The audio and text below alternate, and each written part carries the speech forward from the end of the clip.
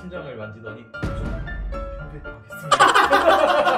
그걸 그렇게 쉽게 정한다고? 그런 장면이 있었는데 수술을 하면서 멈췄던 심장이 다시 뛰는 그 장면은 머리부터 발끝까지 소름이 끼치죠.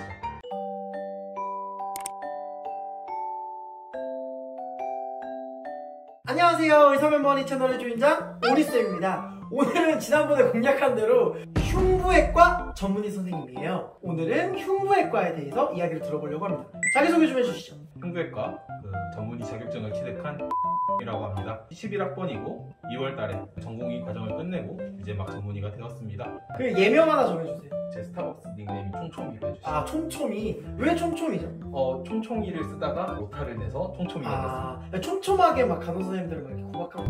그런 건 아닙니다. 흉부외과가 무슨 과예요? 우리나라에서 흉부외과의 정식 명칭은 대한 흉부심장혈관외과학회인데 이름 그대로 흉부, 가슴 부위와 심장, 그리고 혈관에 대해서 모든 외과적 수술을 하는 과라고 생각을 하시면 됩니다. 일반 흉부는 폐와 식도, 그리고 횡격막이라고 하는 것에 대해서 진료를 보게 되고, 심장은 말 그대로 심장을 보게 되는데 혈관은 전신에 있는 모든 혈관에 다 통틀어서 진료를 보게 됩니다. 그리고 요즘은 약간 사이드로 해서 외상 흉부라고 해서 흉부 외상에 대해서 다루는 과가 따로 생기고 있죠. 학생 때부터 봤는데 역시 설명하시는 걸 참 좋아하시네요. 저는 설명충입니다. 한마디로 요약하면은 가슴에 있는 모든 장기를 외과적으로 고쳐주는 과인 거죠? 예. 좀 급하게 다친 건 거의 다 흉부외과가 많이 하겠네요. 네, 그렇죠. 흉부외과가 막 인기 있는 과는 아니잖아요. 그렇죠. 왜 지원하신 거예요? 이제 저희 과에서는 비인기과라는 말을 별로 안 좋아하는데 의대에 입학할 때부터 흉부외과를 하고 싶었습니다. 그 이유는 많은 사람들이 유아트 보고 그런 거 아니냐 그런 얘기를 많이들 했는데, 제가 흉부외과 하겠다고 결정을 한 다음에 유아트를 갔었고 약간 자만하는 이야기일 수도 있지만 저는 제 손으로 직접 사람을 살리는 일을 하고 싶었고 사람의 생명에 있어서 꼭 필요한 장기가 심장과 폐이기 때문에 폐와 심장을 다루는 흉부외과를 하고 싶다고 생각을 했었습니다. 제가 알기로는 예과 1학년 때부터 계속 흉부외과를 하겠다고 하셨던 걸로 알고 있어요. 예일 때 무슨 일이 있었던 거죠? 입학하기 전부터 저는 흉부외과를 하겠다라고 가족들에게 이야기를 했었어요.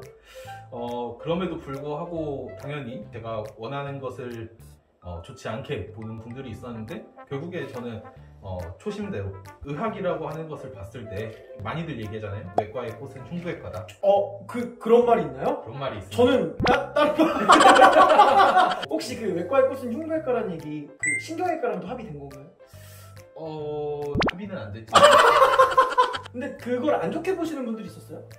네가 진짜로 그걸 하겠느냐라고 보는 분들이 많았죠. 뭐 그냥 하는 얘기겠지. 실제로 흉부외과를 하겠다라고 이야기를 했지만 실제로 흉부외과를 하는 사람은 거의 없었기 때문에. 약간 입학할 때 교수님한테 면접용 멘트로 저는 심장을 살리는, 저는 폐를 살리는 약간 이런 느낌인 거죠? 그렇죠. 그러나 저는 흉부외과를 했습니다. 리스펙합니다. 흉부외과를 하면 힘들다 그러잖아요. 네. 힘들어서 안 한다라는 말이 많은데 뭐가 힘들었어요, 그렇게? 제일 힘든 거는 밤에 무슨 일이 생길지 모른다라는 게 제일 힘들었죠. 응급실의 환자도 그렇고 수술받고 나서의 환자들도 그렇고, 저의 경우에는 제일 힘들었던 게 아침 8시에 출근을 해서 딱 수술방에 들어가서 수술 끝내고 응급실에 가서 환자가 생겨가지고 밤새 수술을 또 하고 그 다음날에 또 수술을 들어가서 아침 8시부터 다음날 오후 5시에 퇴근할 때까지 계속 한숨도 못 자고 이랬던 게 제일 힘들었죠. 그 인터넷 보면은 무슨 72시간 수술하고 이렇게 누워버린 외과에서 그런 짤 있잖아요. 네. 실제로 그 정도 업무 강도가 있는 경우가 많이 있겠네요. 사실 72시간 연속으로 수술을 하는 경우는 없지만 환자들이라는 게 약속을 하고 오는 게 아니잖아요. 그래서 아침에 정규 수술을 해서 아침 8시부터 5시까지 수술을 하고 응급실에 환자가 와서 뭐 1시간 동안 준비해가지고 6시에 수술을 시작해서 한 12시간 수술을 쭉 해요. 그러면은 이제 병동에 가서 조금 환자들을 처리를 하면은 또 아침 8시가 돼서 아침 8시부터 또 수술을 쭉 하고, 만약에 수술을 하는 교수님이 하루 이틀 3일이 다 똑같은 교수님이면 아예 3일 연장 수술을 하게 되시는 경우도 있죠. 참 전공의 생활이 힘든 게, 보통 다른 직종 같은 경우는 당직을 쓰고 밤을 새면 다음 날은 일이 없거나 빼거나 이런 경우가 많다고 들었어요. 근데 저는 그게 되게 센세이션이었거든요. 병원에서 전공의들은 아침에 9시부터 그날 하루 종일 근무하는 건 너무 당연한 거고, 밤에 당직 쓸 때 일 생기면 그건 추가로 하는 거라서 일하고 당직 쓴 다음에 아침에 정규하고 근데 뭐 사정이 있어서 당직 하나 더 썼으면은 당직 쓰고 그리고 당연히 다음날 정규까지 쳐버리면 그러면은 최장 근무 시간이 뭐 중간에 좀 잔다고 쳐들어도 쪽잠을 72시간, 100시간 이렇게 되는 경우도 충분히 왕왕 있을 수 있는 일이라고 알고 있거든요. 그래서 근데 그 시간을 대기하는 게 아니라 그렇게 액티버가 계속 수술을 하고 뭔가 하는 거잖아요. 그렇죠. 현재 법상으로, 정부기 법상으로 한 사람이 연속으로 일할 수 있는 시간은 36시간으로 제한이 되어 있기는 해요. 근데 전문의가 되는 순간에는 100시간이고 연속으로 일을 해서 그럼 이제 100시간 하실 수 있네요? 아, 그럼요. 와, 일 잘하면서 김종희 선생님. 심장과 폐, 당장 1분 1초라도 쉬지 않으면 살아갈 수 없는 기관이잖아요. 그렇죠. 그럼 힘든 환자들도 많이 만났을 텐데 어떤 경우가 있었어요? 제일 힘들었던 거는 사실 가망이 없는 환자들이었죠. 저희 과에서 제일 초응급으로 다뤄지는 질환 중에 하나가 대동맥 박리라고 해서 심장에서 전신으로 피를 공급해주는 대동맥이라고 하는 혈관이 이렇게 나오는데 그 혈관의 층이 이렇게 3개가 있어요. 여기가 이렇게 찢어지는 게 대동맥 박리라고. 혹시 이거 설명하실 때 제 편집으로 짤 하나하나 넣어야 되는 거죠? 아니요, 굳이 안 넣으셔도 돼요. 아, 근데 넣어야 될 것 같아요.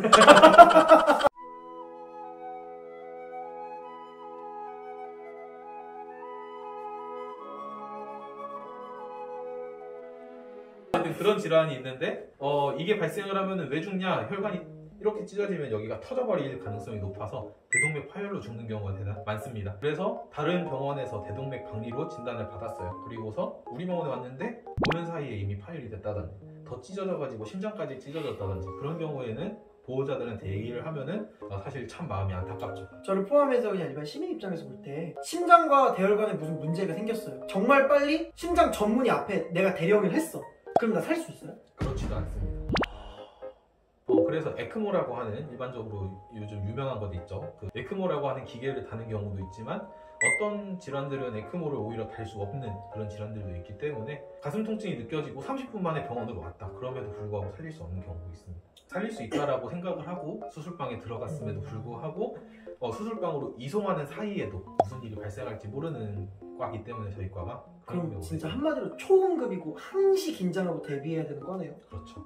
흉부외과를 희망편도 얘기해주세요. 이제 환자분들이 정말 막 이 가슴이 아파가지고 힘들다고 와서 수술 받고 중환자실에서 딱 깨어났을 때 인공호흡기를 빼고 나면은 제가 살았나요? 라고 이야기를 할 때 살았습니다 라고 대답을 해줄 수 있는 게 정말 희망편입니다. 많은 환자들이 수술 받기 전에 긴장을 하지만 가슴을 째고 심장 수술을 받는 사람들의 전날 밤은 정말 이루 말할 수 없는 긴장감이 얼굴에 보여요. 근데 그분이 의식을 회복하고 나서 그 시간에 내가 죽었다 살아났다고 생각하시는 분들 되게 많더라고요. 그래서 어떻게 보면 그런 말씀도 하셨어요. 원래 죽는 건데 이 사람들이 날 강제로 살렸구나. 이게 살 수 있는 거구나 라는 얘기를 하시는 분도 있었어요. 그런 거 얘기 좀 많이 들어보셨어요? 살려주셔서 감사합니다 라는 얘기를 많이 들었죠. 그러니까 어떻게 보면 내가 살릴 수 없는 영역이 있음에도 불구하고 내가 여기에 개입했기 때문에 개입하지 않았으면 정말 높은 확률로 돌아가셨을 분들을 끄집어서 이제 스틱스라에서 이제 멱살 잡고 캐리에서 데리고 오는 거잖아요. 그러니까 그런 매력이 있겠네요. 그렇죠. 그로 인해 살았다라는 명제를 분명히 확인할 수 있겠네요. 그렇죠. 근데 그런 선생님 되신 거예요?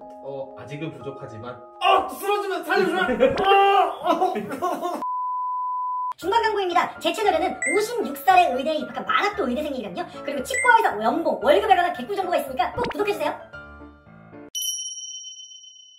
흉부외과가 힘든 과잖아요. 네. 도망이라 그러죠. 네. 도망가는 분들이 좀 있다고 들었어요. 사실 저희 과는 지금 교수님들이 많이 편의를 봐주시기도 해서 저도 그렇고 제 아래 연차들도 그렇고 다 도망을 가지는 않았는데 다른 과에서는 선생님 병원 편하다? 만만하다? 그렇진 않죠. 다른 과에서는 도망갔다는 얘기를 종종 들었었죠. 실제로 흉부외과가 제가 들어갈 때가 30명이 들어갔는데 전국에서 이번에 전문의로 배출된 숫자는 22명입니다.